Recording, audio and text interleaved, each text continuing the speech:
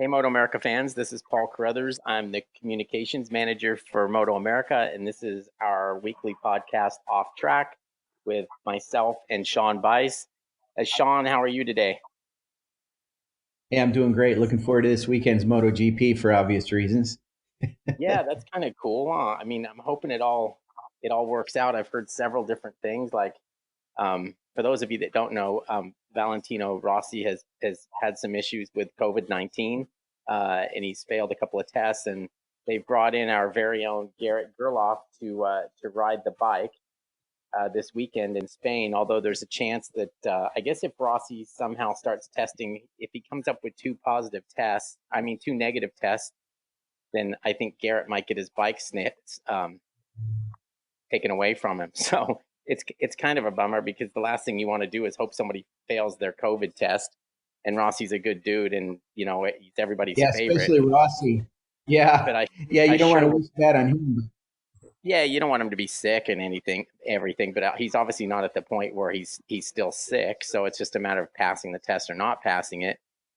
But I wouldn't mind seeing little Gerloff get the chance to ride that bike. It's could be a once in a lifetime opportunity. Hopefully it's not, but it's definitely an opportunity that presents itself at a good time, and you could have some fun and not have any pressure. And just, I mean, it's got to be cool to just even ride that bike, even if you're out there by yourself and burning laps on the thing, because you know they don't get any better than a MotoGP bike. Yeah, I'd be fascinated to know too. I mean, I'm certainly not doubting Garrett's abilities, and I love him like everybody else does, and really excited about it. But wonder what the procedure was, how it came to pass that he was the one that was selected. You just think about the hierarchy within World Superbike, and even test riders. You wonder about the test riders that Yamaha has. They got that Kota Nozane guy that did well in Japan. So it's just I don't know the insight into how he got chosen to be this fill-in possible rider. Paul, do you know anything about how that Well, happened? I mean, I can just imagine the fact that he's a monster guy, and it's a monster team. Somebody on Right. their social media said, "Oh, why didn't they give Cameron that opportunity?" Well, the bottom line is the guy's he's not only a monster guy and a Yamaha guy, but he's actually in Spain. You know what I Right. mean? Like if they just said, "Oh, let's get Cameron Beaubier's got to take a bunch of tests. He's got to try to get flights. He wouldn't even make it in time." And then for Rossi to be deciding at the last minute, they really needed somebody that was already on hand. I mean, that's how I'm looking at it if I'm the guy running the team. So in that Right. in that situation, Garrett's the perfect guy. And then, they brought up Topak. Is that his name? Topak? I can't. I'm not Toprak. even. Yeah, Toprak. I'm not going to begin to try to say his last name. But somebody brought up him. Yeah. Oh, why didn't he get it? Res, Well, he's a red. I He's a gotta Red say, Bull guy. I gotta say it for you, Paul, just so people can be. It's Res Gatlioglu. Oh, okay, perfect. Well, anyway, so I practice it in the shower every day. so that Raz Sorry. dude, he's a Red Bull guy. So they weren't going to have him. So I think there's a lot of pieces just fall into place, and Garrett was one of those pieces that just kept falling into the right spot. So hopefully it works out for him because MotoGP's, I always get up for it and watch it and like it anyway. But I mean, this would just make it twice as fun. Yeah, what a cool opportunity. So good. Anyway, so let's get back to Moto America. Um, our guest today is he. This guy's had a pretty good year for himself. He got engaged. Sure did. I mean, so that's a pretty big deal. That's a life changer if that's all that happens in your year. But he got engaged. He won a championship. He won 8 races and 3 other podiums. He ended up winning the championship by 56 points. And yeah, I mean, things have come to now. This is a guy. Obviously, we're talking about Cameron Petersen, who's our new Stock 1000 champion. This is a guy that's had, you know, it's hard to say that somebody's had tough times when they're not injured or they're not this or not that. But he's had some tough times. I mean, he's always uh, he's always been in positions where I don't think he could show his true potential. Uh, I've ridden motorcycles with him at the super camp and all that stuff, and he's just a tremendous talent. And I think you've seen that by watching him race. Um, he's been with us since 2015, basically, so we've seen a lot of him. He's a genuine talent. He's still young, and this was a year when finally all the pieces fell together, came together at the right time. He was with a good team. He had a good crew. He had a good bike, and he was able to do exactly what most of us thought he probably could have done earlier in his career if those same pieces were in place. But Cameron, thanks for joining us today. Sean, you'll get a kick out of this. So I was texting this morning with Cameron Beaubier, and he tells me, he says, "Hey, Cam Petersen's not doing your podcast today because we're playing video games." And I'm like, "Oh, okay, cool."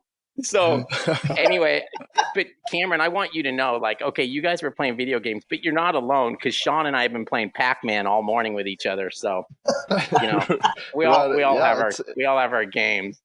When we got nothing else to do, right? We got to find something to do. Yeah, and I told Cameron that he needs to start training because next year he's racing against guys that weigh like 90 pounds. That's all we've been talking about. He's like, dude, now I'm gonna have to watch my weight. I was like, yep. No more burgers and IPAs. So Cameron, all that stuff I said leading into, all that smoke I blew up your rear end there. I appreciate it. Thank you. That was a nice intro. You've got to be pumped. I mean, you had a really good year. Yeah, I am. I'm so happy. I mean, honestly, I couldn't have expected the year to go this good. When it all started, I obviously wanted to have a successful year, but I think it's just exceeded everything I wanted to do, and I'm so happy that I just finally got the opportunity to make something happen. Yeah, Cam, I want to ask you about compared to now. We'll be careful about this because the team that you were on last year, that guy got in touch with me and wasn't too happy with a post that we had made about. Well, actually, no, it was the story I wrote on the website about how things changed for you this year. But can you tell us like what was different this year for you? I like Paul said, I think that's right timing, right place, and things just started falling into place, and honestly, just everything in my life at the moment is pretty good, and on a personal level and on my professional level, and I think there was just a number of things that fell into place, and obviously having Melissa in my corner and Josh and that whole family, they mean a lot to me, and since my dad can't be at the races anymore, Josh is taking care of me, and it's just, it feels good, and like I said, everything just fell into place, and obviously we had our issues at the beginning of the season, but once we got the bike dialed in, it was fun, and I think that's what made the big difference. Do you think I mean, does Nina jump in and say that this is all because of getting engaged? I mean, is she taking full credit for your season or not? I think she wants to, but she knows she needs to be careful. It seemed to me that you started the season with a lot of confidence. I think you felt comfortable on the bike. Then you had those early issues that I'm sure took the confidence away a bit. But I think still that whole time you knew that the bike, if you could get those things fixed, that you were comfortable on the bike and your confidence was there. And I think that showed because once you started winning, I mean, you just started burying everybody. And then that confidence also translated to you racing in the Superbike Cup and being able to race with a lot of those guys at the front of the Superbike race. So, I mean, you just looked like a whole different person as far as the confidence goes. So am I accurate with that? Yeah, I'm definitely, confidence has a lot to play in our sport, and definitely what I did this year. And even when I was having the problems at the beginning of the year, I was able to ride around them and still find a way to win. But even though it wasn't in as convincing fashion, and then once all the issues went away, I knew that if I was able to win on a bike like that, I would be able to do a little bit more with what I had. And yeah, just every race I went into, I put my head down from the first lap I did on the track, and it paid off. And I knew that the only way I was going to impress team owners and get them to look at me and the bigger superbike teams is if I dominated. And, beating the guys by 0.5 wasn't going to quite cut it. So, there was a sense of urgency as well, but just being confident on my bike and comfortable on the bike, there were times like I got to Alabama and I think my first flying lap that I did, I rode out the pits, crossed the finish line, and my first flying lap was like only 1.2 slower than my quickest of the weekend. And it's just having stuff like that that goes such a long way into what you're able to do with the weekend. And obviously having all the track time this year, racing 2 classes, we obviously don't get to test that much. So, a lot of the time on the motorcycle, I was able to dial it in, and just everything this year fell into place, and it was amazing. And I hope I can keep repeating it. Yeah, one thing about this season I want to ask you, Cam, I sort of lost sight of this and thought about it recently. So I want to ask you this question, and I think you know the huge amount of respect I have for you, as well as the fact that I like you so much that what I'm going to say, isn't any way meant to be disrespectful. But did it occur to you? No, well, seriously, I got to ask a question. So, and you know me, sometimes I overcompensate before it's like, that's all you're asking. But it occurred. Obviously, in the beginning, PJ Jacobsen was there, and then he wasn't, and he would have been a factor, I'm sure. Have you thought about that and thought, well, obviously that I'm not doubting you would have stepped up. It's just he was formidable. There's no doubt. So obviously, it would have been tough with PJ there, but kind of going off with the way things were going. I had those issues from race 1, so it took us a good 3 rounds to figure it out. And just going off of where I was at, I felt confident that no matter what, I was going to be able to be competitive with that Ducati and with PJ riding it throughout the year. But I definitely know that a lot of those 8 to 10 second wins wouldn't have been that way. But I still think I would have been able to fight for wins and battle that Ducati. Yeah, and that's a great answer, Cam. That's what I was hoping you were going to say, because I feel the same way. You never know. You race against who's out there on the track, and it wasn't anything you could have done any different in terms of his situation. Talk to us a little bit about the beginning of the year and what exactly was going on. I mean, I think we've talked about it a little bit, but if you can look back at it and kind of sum up what it was and how you overcame it. Yeah, we had problems with the brakes. I think it was pretty well documented, and it seemed like no matter what we did, that those problems were there. And it was just, I guess there was a seal somewhere in the whole system that would suck in air every time I pumped the brakes. So we would bleed it in between every session and during the session as well. But, I would pump the lever a few times a lap, and 5 laps into the race, 6 laps into the race, it was pretty scary at times where I almost had nothing.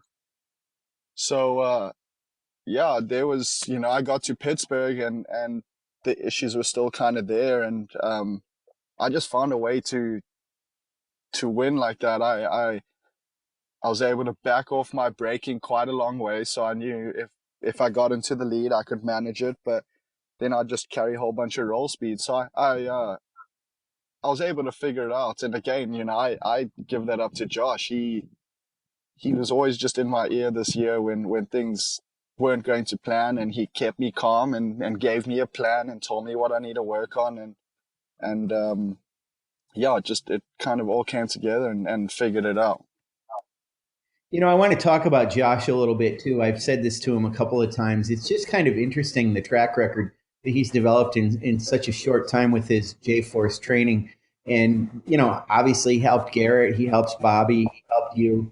And it seems like a lot of it isn't necessarily, I guess, maybe racecraft or technique on the track. It's more what's in your head and how you're preparing out there. I see him. I even saw him at Laguna. I got a kick out of the fact that he was standing next to Nicola Canepa out there on the grid, and and he looked like he was in there telling him something. I mean, what does he say to you guys out on the starting grid? Is he like, Well, you're fast Josh, or what? yeah, Josh is he's such a good guy. He wants to help everything, but obviously he's 4-time champ. He knows what he's talking about. So I believe you'd be a fool to not listen to the guy.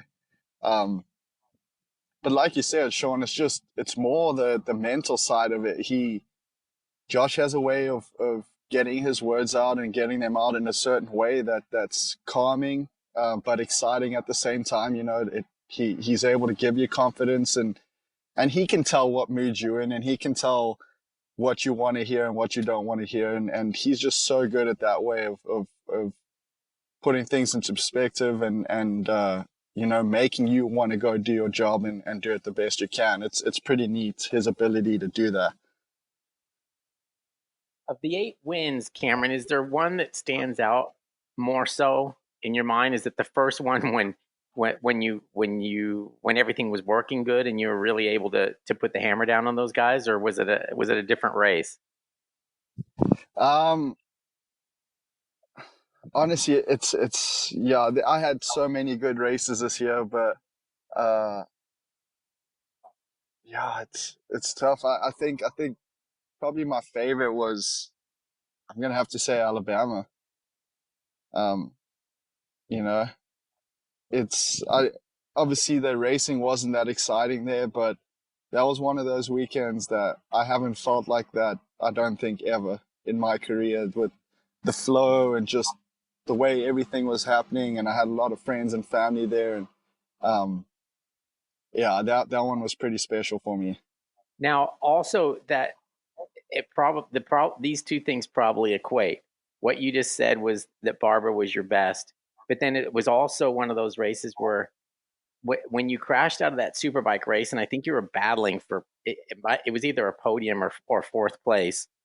But I mean, that was the most, like, you were really upset after that crash. I mean, you were very emotional. And was it because that weekend was going so well and you felt so good on the bike that you really thought you had an opportunity to do something special in the Superbike race, and then you had the fall? Yeah, that was exactly it. All the emotions were such a high, and then they came crashing down real quick. And I honestly believe, yeah, I just made a pass on Tony for 4th, and I was right behind Bob. And I felt like I had some pace. And that podium was right there in front of me, and yeah, it hit hard when I went down and put a good weekend like that in the dirt. But even then, I still look back at it, and I still won both my stock races, which was my main focus. And the lap times I was able to run and battle with the 2 factory Suzukis was special. Yeah, and there's also times when battling for 3rd against those guys and crashing out is more impressive than getting 6th. You know what I mean? Right, and I was in that point where, like, I'm going for this. I've done my job, and I want this podium. But I going into turn 5 where I went down, I had quite a lot of mid corner speed, and Bob got in there just a little bit deep, and the last thing I wanted to do was hit him and take him out. So right at the end, when I almost got my knee down, I just squeezed the front brake just a little bit harder to try slow the thing down a little bit more, and yeah, down I went.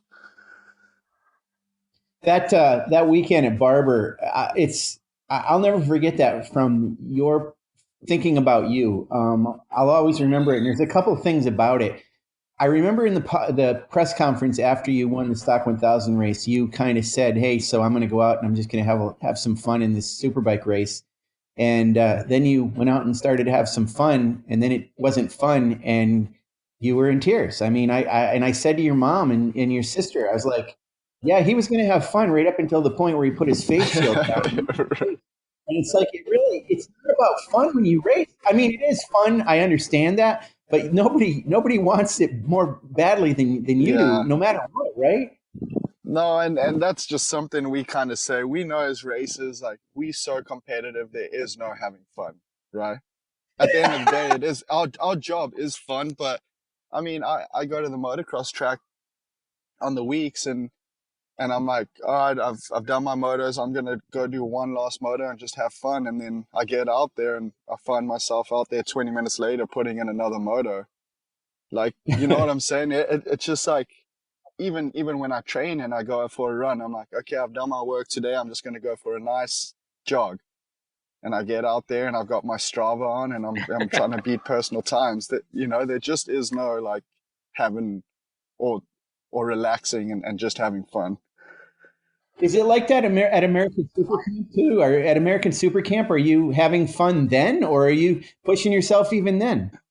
Yeah, it's I push myself, I have as much fun as I can, and obviously I'm there to do a job, so I do my job, but it's hard for me to slow down. Like even at the end of the day, I jump on the 230s and I go for it. It is really hard for me to slow down and not work on stuff and not push as hard as I can. Don't you think life would be more fun without Strava?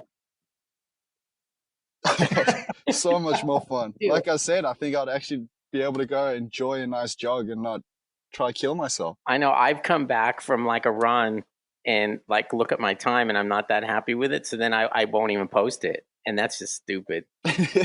right? Because I'm like worried that someone's going to Yeah. see it and think I'm slow when nobody gives a shit and nobody probably looks. Shit. Right. Right. But it does motivate you though. So it's not a bad thing. No, I can't. Yeah, exactly. So Cam, here's the way I see it for you, Cam. Sorry, here's the way I see it. I've been chomping at the bit to want to say something about this because this is the way I see it for you for next year, and I'm going to lay it out here for you, and you tell me if this is what we want to all have happen here. So you raced on a stock 1000 Suzuki GSXR 1000 for Altus Motorsports this past year, and it's a Team Hammer prepared bike. So you are kind of already part of Team Hammer. So Tony Elias is no longer with that team. You get along with Bobby well. Bobby, I assume, is going to stay with that team. He had 3 wins this year, the second most to anybody else. Obviously Cameron Beaubier. Both you riders, both you and Bobby are under the tutelage of J Force training with Josh, and there's a lot of synergy there. You've raced for M4 in the past. It seems pretty obvious to me that the thing that ought to happen is for you to be slotted in there with as Bobby's teammate and go for it on a super bike. I know it's not exactly the same bike, but at least it's similar in some ways. What do you think of that scenario?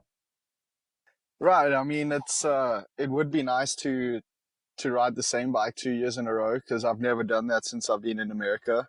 Um, so I think that'll be good for me. I know what the bike likes. I know what it doesn't like. Um, but honestly, I'm in the dark as much as you guys are. I've spoken to both teams. I've done my part. I try to touch base every once in a while, and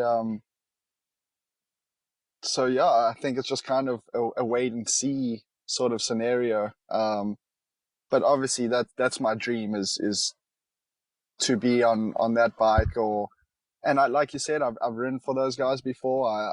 I I feel like I've come a long way in my career, and I feel like we can work well together and hopefully win championships and races. But um, yeah, we'll just wait and see. We'll wait and see what happens. I feel like I've done everything I can. Um, so I'm keeping my fingers crossed, and hopefully my dream will come true. How close is that stock 1000 bike to a super bike? I know obviously electronics and things like that, but when you were out there riding, do you think about, well, I just don't have the bike that those guys do? And I'm talking about when you were racing in that stock 1000 in superbike. Do you Right. notice the limit? Yeah, I mean, honestly, I think the only limitations were um, horsepower and obviously a little bit of electronic stuff. But because we weren't so focused on the electronics and we were very limited, I was able to dial my bike in chassis wise this year. And there were times where I followed the superbikes where my bike could do what their bike couldn't do. Um, and then we'd just, we'd pick it up and punch it out of a turn and a little straightaway, and they'll just get those few little bike lengths and those few little tenths to where it made it hard. And I think that was just the big difference was honestly just horsepower and kind of getting out of the turn. But there were certain things where my bike was really good at, and following some of the super bikes, it seemed like they weren't able to do what my bike could. Okay, so you're a pretty chill guy, and we've been through the fact that you've made a lot of changes as far as teams every year. How difficult is it though? Like you start looking at the calendar and you're like, okay, it's November, okay, it's December, okay, it's January. I mean, how hard is it as a motorcycle racer to deal with like year by year, not really having a deal in place until sometimes pretty late? It's not easy. I like, obviously for every rider, it's what we want to be racing, and obviously my situation, I'm here on a performance visa, and I can only earn money through racing and my sponsorship. So it was really stressful, and there were some times in my life here in America that got really, really dark and deep, and things weren't going good. But um, in a way, I think it's helped me. Going through that adversity and getting used to being on new teams every year, and getting used to working with different people, and starting up relationships pretty quickly, and building trust. I feel like it's helped me in a sense. But at the same time, it's not a nice feeling just sitting around waiting to hear if you have a job or not.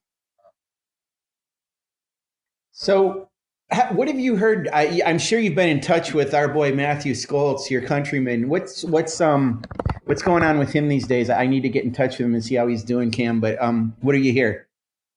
No, Maddie is good. I actually was speaking to him a little bit earlier today. He's obviously, he can't do much at the moment. He can't walk or anything. So he's trying to do the best he can. But um, sounds like everything went good, and is coming along strong. And you guys know Matty. We all know Matthew. He's a real man, and I know he'll be back strong pretty soon. Yeah, I'm sure by the first of the year is what he's thinking about having happen. This is something I don't know would ever happen, but I felt like just thinking about opportunities for you. I mean, I've always wanted those guys to run a second bike. I just think it would be cool if you guys were teammates on that Westby team. And I know it's far fetched. It's not going to happen, but it'd be cool to have him as a teammate, wouldn't it? Oh, it would be unreal. I mean, that's kind of the dream, both of us boys moving to America, and being teammates on a good bike. I think it would be pretty cool. But yeah, it's a pity everything's so cutthroat at the moment, and there's not a lot of support. But I'm happy for Matty, and he deserves all the success that he's had, and I can't wait to be battling with him next year. Another scenario I wondered about too, Cam. I'm throwing out a bunch of stuff here. I feel like I ought to be your agent or something at times. But so Altus Motorsports has been in the paddock for a while. They have a big footprint. They've always been really good about supporting our series. I mean, they've got riders in Junior Cup, and they've had Twins Cup in the past, but they've obviously got Super Sport, a couple Super Sport riders, and one of their Jarrett, their son, involved too.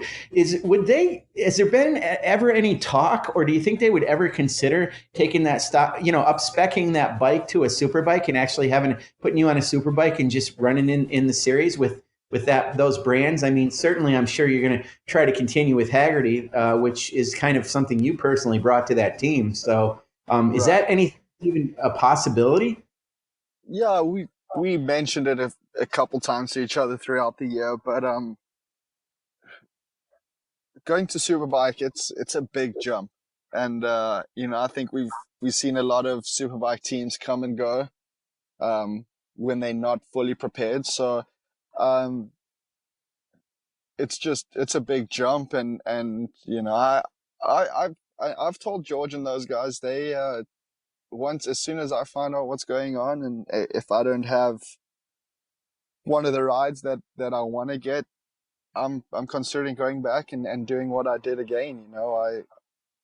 I had so much fun this year, and I was able to make a little bit of a living. So, that's also another conversation we had was if things don't work out, I'll go back to the team, and that's what George told me. He said he'll be so proud if I do end up getting one of those 2 Superbike rides. The fact that I did it and went through his team, he said he'd be very proud. But um, yeah, if things don't work out, I might go back to Altus and George and have another fun year with those guys.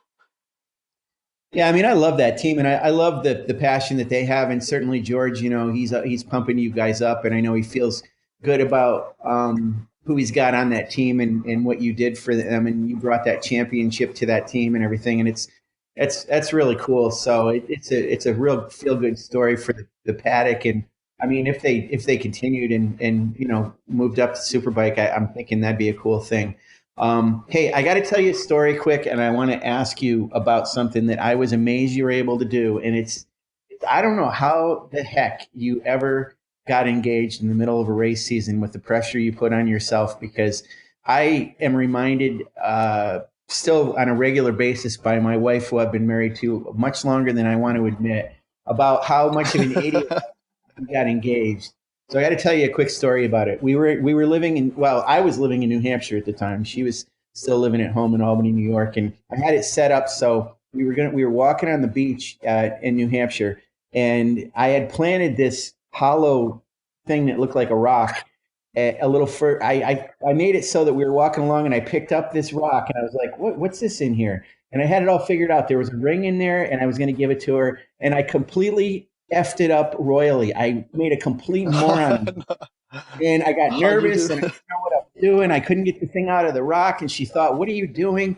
And I mean, it just, in my mind, it was just this beautiful moment. And the reality of it is, I guess it'll be remembered for me being an idiot. So those photos of you getting engaged, it looked like it was pretty much storybook. And you did it in the middle of the season. How the heck did you do that, Cam Petersen? How did No, that happen? it was time. I mean, like I said, everything in my life has been going so good, and I knew it was the right time to do it. But um, it is funny, like you said, I kind of had everything I wanted to say planned out, and then when it came down to the time, it just all went out my head. I just completely froze up. It's not an easy thing to do, that's for sure. No, But you see these people that write their own vows, and it's always a disaster. It's the worst thing ever. right, But when right. it comes time No, for it's that not. part, just let them talk to you. So, I was so nervous, but no, it was time. She's a very special girl, and I love her with all my heart. And like I said, everything was going good, so why not do it at a beautiful place like Wisconsin? And it was Road America's my favorite track, so I was like, this is the place.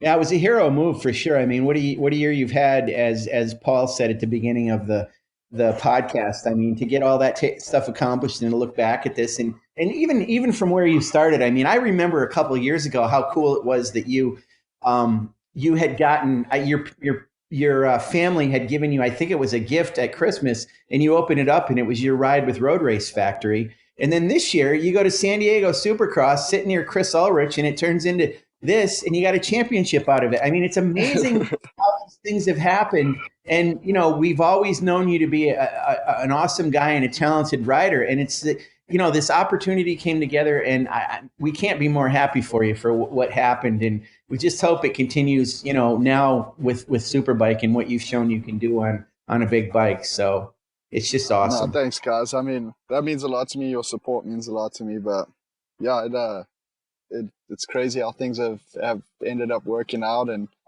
I'm glad I kept working at it and stayed at it. That's for sure. All right, I've just got one thing, and it's for Sean. So when you when you're on this beach in New Hampshire, I'm trying to picture this.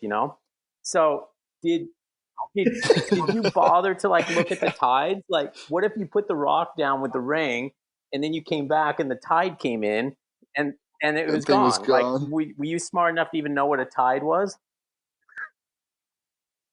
I remember, it's funny. I think it was in the middle of the day. That now that I think about it, I probably got lucky on that. I mean, it was literally like a Seinfeld episode because I had, she was lying. I remember she was lying out in the sun, and I don't like to do that.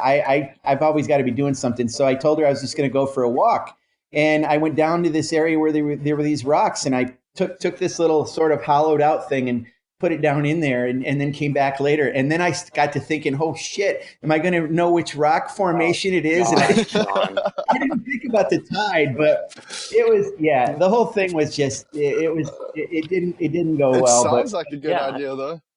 yeah, I mean, that's me. It's like I'm a writer, I can write the script well enough, but I can't perform it. That's the right. It's like problem. Mike Tyson says, everyone's got a So, plan until you get smacked in the mouth. So the other thing is like I picture like, okay, most people, they get down on a knee or whatever and they say, hey, I love you, will you marry me? I can picture you like being on your knee for like 15 minutes with some freaking story where she's, by the time you're done, she doesn't even know what to say anymore. yeah, I mean, well, the stupid setup was I was like, I can't figure out a way to tell you how much I love you. The word love just doesn't describe Oh the emotions I God. feel for you. So I'm like, it's my setup, right? And then I'm like, so I kept thinking and thinking, and then I'm like, oh, here's what I can do, and that's what I, then I picked up this. Yeah, you're an overthinker. It was just the worst setup ever. Well, at least you're still married, Sean. Oh, thank God, I made that happen. I don't know, despite that. Okay, guys. Cameron, I appreciate you joining us. Sorry to take you away from your video game with that other Cameron. I asked him if he was beating you, but then he said you're actually teammates. So it's probably one of those things where you're shooting Germans or something, right? Me and Cam have probably bonded more over video games than we have in real life. Pretty cool It's though. That's sad, cool. actually. Yeah, I mean that's a good part about technology today that you can do stuff like that. But we wish you the best, and hopefully you find out something sooner rather than later, so you can move forward with whatever plan ends up coming to fruition for 2021. We know you'll be here anyway, so we look forward to talking to you again this off season. But stay safe, and we'll be in touch. Thanks, guys. Sounds good. And like I said, thanks for all the support, and appreciate you guys having me on. And we'll speak to you soon. Thanks, Cam. Cheers, guys. Bye.